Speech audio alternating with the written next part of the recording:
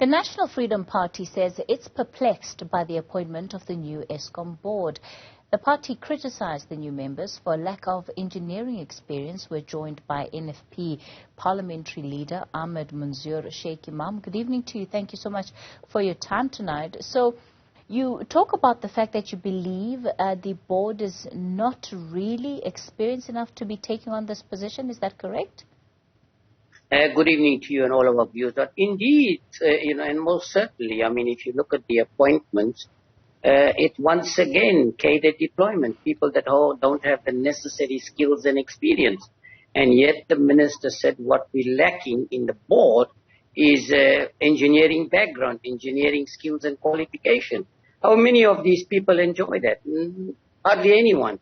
So, with a handful of those with some kind of engineering experience, given the situation and the critical situation in Eskom currently, you would expect that when you are making changes to the board, you will ensure that those with the necessary capacity and expertise and qualifications are appointed. And clearly this is not the case. If you look at some of these, certainly cadre deployments, either from the SACP, from COSATU, and some of them employed in some of their government departments. So clearly they have absolutely no intention of ensuring that we have skilled people in Eskom.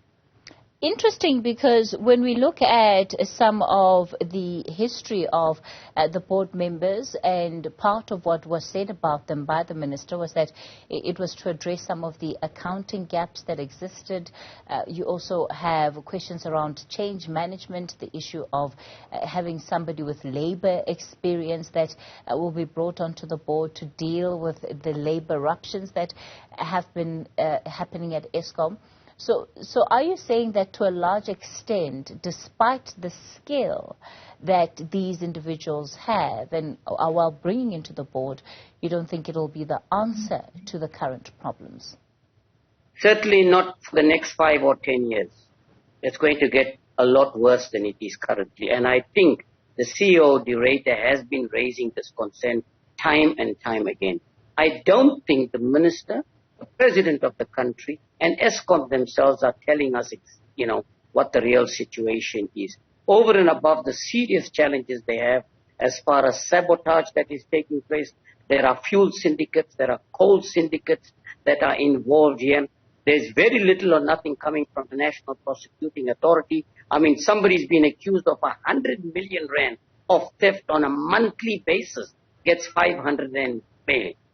Now, very importantly, the minister, Pravin Gordhan, has raised concerns about the engineering skills in the board.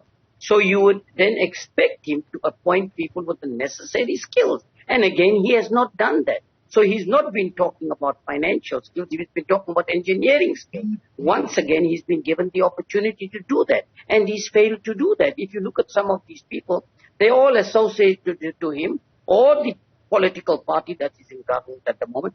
Or I'm not sure if this has anything to do with the threats by COSATU and the SACP to contest elections and break their alliance with the ANC. Some of these appointees come from these unions. So then what would you want to see happen? I think, first of all, they need to be absolutely honest and tell South Africans and tell the country exactly what is going on.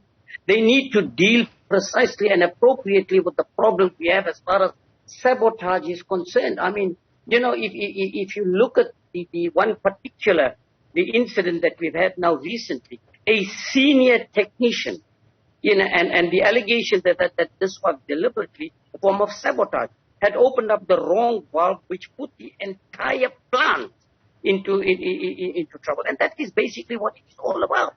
And it appears from what the minister is saying in bits and pieces that in fact there is resistance even from the employees at Eskom.